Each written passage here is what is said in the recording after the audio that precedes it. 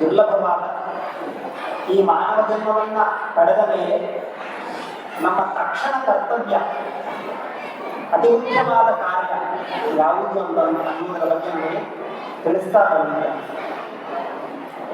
ಲೋಕದಲ್ಲಿ ಯಾವುದೇ ಒಬ್ಬ ವ್ಯಕ್ತಿ ಒಂದು ವ್ಯಾಪಾರ ಮಾಡಲಿ, ಒಂದು ವ್ಯವಸಾಯ ಮಾಡಲಿ, ಒಂದು ಉದ್ಯೋಗ ಮಾಡಲಿ, ಏನನ್ನು ಬಯಸ್ತಾನ ಅಂತಂದ್ರೆ ನನಗೆ ಆ ಕೆಲಸದಲ್ಲಿ ಲಾಭ ಆಗಬೇಕು ಅಂತ ಎಲ್ಲರೂ ಬಯಸ್ತಾರೆ. ಅದರ ವ್ಯಾಪಾರದಲ್ಲಿ ಶಾಲೆ ಅಂತ ಯಾರು ಮಾಡ್ತಾರೆ ಅಂತಂದ್ರೆ ಹೌದು ಕಡಿಮೆ ಬಡ್ಜೆಟ್ ಆಗಿ ಇನ್ವೆಸ್ಟ್ಮೆಂಟ್ ಕಡಿಮೆ ಮಾಡಿರಬೇಕು. ಏನು 1 ಲಕ್ಷ ರೂಪಾಯಿ ಅವನು ಇನ್ವೆಸ್ಟ್ ಮಾಡಿ ಒಂದು 2 ಲಕ್ಷ 3 ಲಕ್ಷ ಲಾಭ ತೆಗೆದಾಗ ಅವನು ಏನಂತೀವಿ ನಾವು ಬಹಳ ಶಾಣೆ ಅಥವಾ ಬುದ್ಧಿವಂತ ಅಂತ ಅದನ್ನೇ ನಾವು ಬಯಸ್ತೇವೆ. ಅದು ನಮಗೆ ಲಾಭದಾಯಕ ಅಲ್ಲ. ಅದರಲ್ಲಿ ನಾವು ಬಹಳ ದುಡ್ಡನ್ನು ಇನ್ವೆಸ್ಟ್ ಮಾಡಿ ಖರ್ಚು ಮಾಡಿ ನಾವು ಲಾಭವನ್ನು ಪಡೆಯಲಿಲ್ಲ ಅಂದ್ರೆ ಏನಾಗ್ತದೆ, ನಾವು ಮಾಡಿದ ಉದ್ಯೋಗ ಆಗಲಿ ವ್ಯವಸಾಯ ಆಗಲಿ ಅದು ವ್ಯರ್ಥ ಅಂತ ಅನಿಸ್ಬೋದು, ವ್ಯರ್ಥನೇ ಆಗ್ತದೆ. ಅದರಲ್ಲಿ ಈ ಶ್ರೇಷ್ಠವಾದ ಮಾನವ ಜನ್ಮ ಇದು ಶ್ರೇಷ್ಠವಾದದ್ದು. ಆದ್ರೆ ವಿಚಾರ ಮಾಡಿ ನೋಡಿದ್ರೆ ಈ ಶರೀರ ಎಂತಂತಂದ್ರೆ ಯಾವುದಕ್ಕೂ ಕೂಡ ಕಿಮ್ಮತ್ತಿಲ್ಲ. ಈ ಶರೀರ ನಮ್ಮಂತ ಸಾಮಾನ್ಯ ಶರೀರ ಅಲ್ಲ, ಈ ಜಗತ್ತನ್ನೇ ಆಳಿದಂತಹ ಚಕ್ರವರ್ತಿಯ ಶರೀರ ಆದರೂ ಕೂಡ ಪ್ರಾಣ ಬಿಟ್ಟು ಹೋಯಿತು ಅಂತಂದ್ರೆ ಅದನ್ನು ಯಾರು ಕೂಡ ತಗೊಳ್ಳೋದು ಅಂತ ಅನಿತ್ಯವಾದ ಈ ಶರೀರದಿಂದ ಏನಪ್ಪ ಅಂತಂದ್ರೆ ಅನಿತ್ಯವಾಗಿದ್ದರೂ ನಶ್ವರವಾಗಿದ್ದರೂ ಕೂಡ ಇದರಿಂದ ನಮಗೆ ಏನು ಸಾಧ್ಯ ಆಗ್ತದೆ, ಶಾಶ್ವತವಾದ ಮೋಕ್ಷವನ್ನು ಕೊಡುವಂತಹ ಪರಬ್ರಹ್ಮ ತತ್ವವನ್ನು ತಿಳಿಯಲಿಕ್ಕೆ ಬರ್ತದ. ಅದನ್ನು ನಾವು ತಿಳಿದಾಗಲೇ ಈ ಜನ್ಮಕ್ಕೆ ಸಾರ್ಥಕತೆ, ಅದು ನಿಜವಾದ ಲಾಭ ಅಂತ ಮಹಾತ್ಮರು ಹೇಳ್ತಾರೆ. ಅದಕ್ಕೆ ಆಚಾರ್ಯರು ಹೇಳ್ತಾರೆ ಕೋ ಲಾಭ ಪ್ರಶ್ನೆ ಮಾಡ್ತಾರೆ. ಏನು ನಿಜವಾದ ಲಾಭ ಅಂತಂದ್ರೆ ನಾವೇನು ಸಂಪತ್ತನ್ನು ಗಳಿಸಿ ದೊಡ್ಡ ದೊಡ್ಡ ಬಂಗಲೆಗಳನ್ನು ನಿರ್ಮಾಣ ಮಾಡುವುದು, ಬಂಗಾರದ ಆಭರಣಗಳನ್ನು ಹೊಂದುವುದು, ಆಸ್ತಿಯನ್ನು ಹೊಂದುವುದು ಅಥವಾ ಒಂದು ಅಧಿಕಾರವನ್ನು ಪಡೆಯುವುದು ನಿಜವಾದ ಲಾಭ ಅಲ್ಲಪ್ಪ. ಮತ್ತೆ ಅದೇನು ಕೋ ಲಾಭ, ನಿಜವಾದ ಲಾಭ ಯಾವುದಂದ್ರೆ ಆತ್ಮಾವಗಮೋ ಯೋಗಿ. ಆತ್ಮಾವಗಮ ಅಂದ್ರೆ ತನ್ನ ಆತ್ಮಸ್ವರೂಪವನ್ನ ತನ್ನ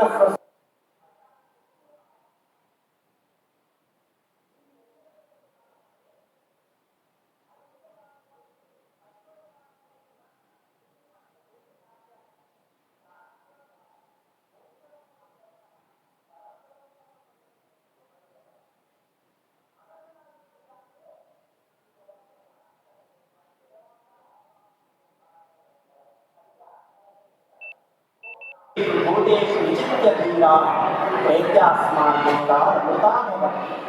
ಎಲ್ಲ ಕಡೆ ಸರ್ವವ್ಯಾಪಕನಾಗಿರ್ತಕ್ಕಂತಹ ಸಚ್ಚಿದಾನಂದ ಸ್ವರೂಪನಾದ ಆತ್ಮವನ್ನ ವಿಚಾರ ಮಾಡಿ ತಿಳಿದುಕೊಂಡು ಅದನ್ನ ನಾವು ಅನುಭವಕ್ಕೆ ತಂದುಕೊಂಡಿವೆ ಅಂತಂದ್ರೆ ಅಂಥವನು ಅಮೃತಾತ್ಮನಾಗ್ತಾನೆ. ಇನ್ನೊಮ್ಮೆ ಜನನ ಮರಣ ರೂಪ ಸಂಸಾರಕ್ಕೆ ಬರುವುದಿಲ್ಲ.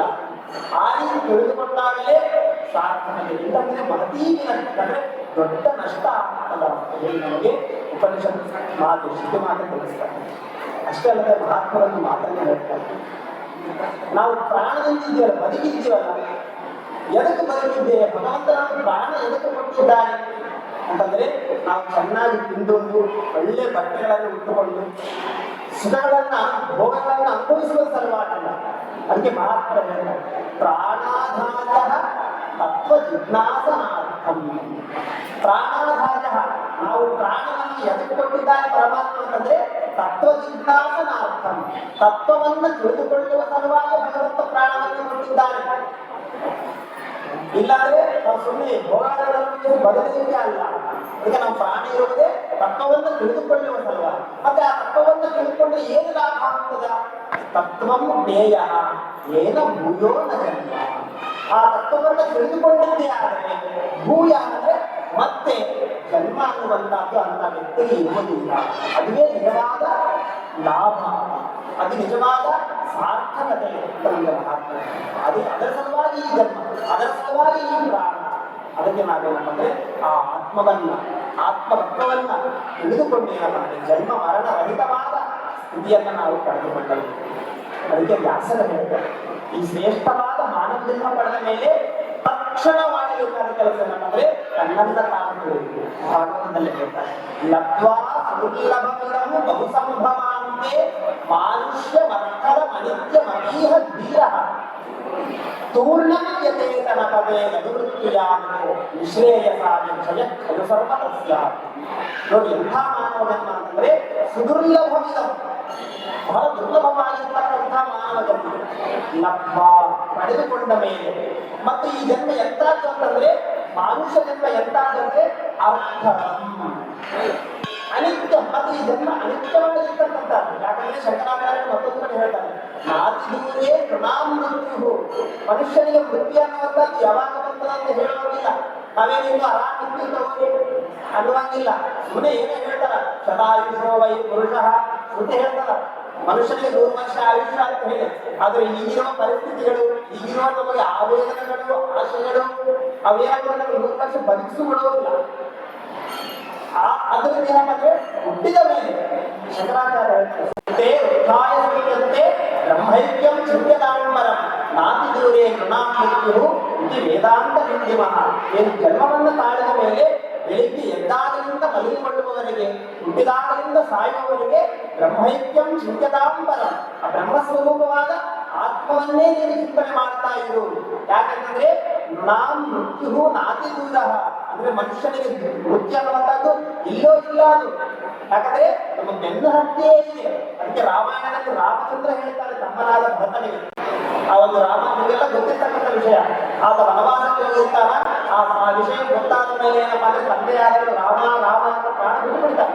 ಅವಾಗ ಭರತ ಏನಪ್ಪಾ ಅಂದ್ರೆ ಮತ್ತೆ ಅಣ್ಣನನ್ನ ಕರ್ಕೊಂಡು ಬರೋಣ ಅಂತ ಹೇಳಿ ಆ ಒಂದು ವನವಾಸ ಅರಣ್ಯಕ್ಕೆ ಹೋಗ್ತಾನೆ. ಅವಾಗ ರಾಮಚಂದ್ರ ಕೇಳ್ತಾನೆ, ಅಪ್ಪ ಆರಾಮಿದಾನ ಅಂತಂದ್ರೆ, ಇನ್ನೆಲ್ಲಿ ನೀನು ಕಾಡಿಗೆ ಬಂದಿಲ್ಲ ಅಂತ ಪ್ರಾಣ ಬಿಟ್ಟಿದ್ದಾನೆ ಅಂತ ಅಳ್ತಾರ. ತಂದೆ ಹಿಡಿಯೋಕ, ತಂದೆಯನ್ನು ಕಳ್ಕೊಂಡ್ಮೇಲೆ ದೊಡ್ಡ ದುಃಖ. ಅವಾಗ ಅಳ್ತಾ ಇರ್ತಾನೆ ಭರತ. ಅವಾಗ ದೊಡ್ಡವನೇ ಅವಾಗ ಯಾರ ಅಣ್ಣ ಇದ್ದಾನೆ ಜ್ಯೇಷ್ಠ ಭ್ರಾತ ಸಮ ಅಂತ ಶಾಸ್ತ್ರ ಮನೆಗೆ, ದೊಡ್ಡವ ಯಾರ ಅಣ್ಣ ಇದ್ದಾನೆ ಅಂತ ತಂದೆ ಸಮಾನ. ಅವಾಗ ಆತ ರಾಮ ಏನಂದ್ರೆ ಆ ಭರತನಿಗೆ ಮತ್ತು ಮೂವರ ತಮ್ಮನಿಗೆ ಆತ ಸಾತ್ವನ ಹೇಳ್ತಾ, ನೀನು ಚಿಂತೆ ಮಾಡಬೇಡ, ಯಾಕಂದ್ರೆ ಮರಣ ಅನ್ನುವಂಥದ್ದು ಮನುಷ್ಯನಿಗೆ ನೆರಳಿದ್ದ ಹಾಗೆ ಇರ್ತದಂತ. ಮರಣ ಎಲ್ಲೋ ಇಲ್ಲ, ನಮ್ಮ ಬೆನ್ನತ್ತಿಯೇ ಇದೆ. ನೀನು ಕುಂತಿದ್ಯ ಅಂದ್ರೆ ನಿನ್ನ ಜೊತೆ ಕುಂತಿರ್ತದ, ನೀನು ಹೆಜ್ಜೆ ನಿನ್ನ ಜೊತೆ ಹೆಜ್ಜೆ ಇರ್ತದ, ನೀನು ಪ್ರಯಾಣ ಮಾಡಿದಾಗ ಬೆನ್ನತ್ತೇ ಇರ್ತದ ಅಂತ ರಾಮ ಹೇಳ್ತಾ. ಮರಣ ಅನ್ನುವಂಥದ್ದು ನಮಗೆ ನೆರಳಿದ್ದ ಹಾಗೆ ಇರ್ತದ ಅಂತ.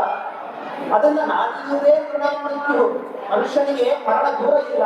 ಅದರಿಂದ ಯಾವಾಗಲೂ ಆತ್ಮಚಿಂತನೆಯನ್ನ ಮಾಡಿ. ಅದಕ್ಕೆ ಅನಿತ್ಯಂ, ಈ ಶರೀರ ಅನಿತ್ಯ. ಅನಿತ್ಯವಾದರೂ ಇದಕ್ಕೊಂದು ವಿಶೇಷತೆ, ಸಾರ್ಥಕತೆ ಏನಪ್ಪಾ ಅಂತಂದ್ರೆ ಅರ್ಥ. ಇದೇನಪ್ಪ ಅಂದ್ರೆ